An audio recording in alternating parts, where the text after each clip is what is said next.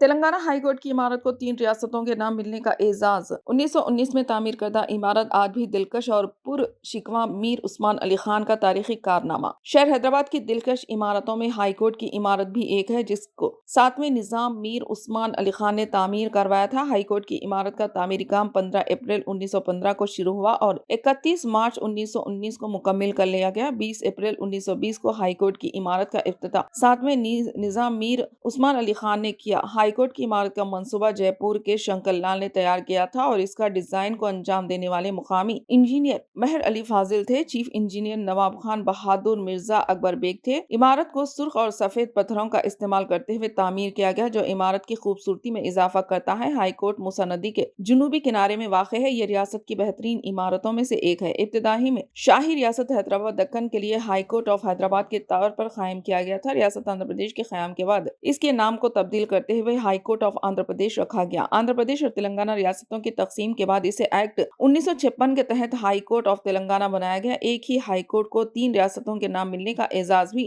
حاصل ہے۔ 1936 میں سلور جوبلی تقریب منعقد کی گئی، جس میں عدلیہ حکام کی جانب سے 7ویں نظام میر عثمان علی خان کو چاندی کی چابی اور ہائی کورٹ سلور ماڈل پیش کیا گیا، جو تقریباً 300 کلو وزنی تھا۔ اس ماڈل کو پرانی حویلی کے نظام عجائب گھر میں رکھا گیا۔ 1919 میں 6 ججز کی رہائش گاہ کے علاوہ دفتری عملہ، ریکارڈ رومز اور ایڈوکیٹ ہال کی رہائشی مرکزی عمارت میں تعمیر کیا گیا۔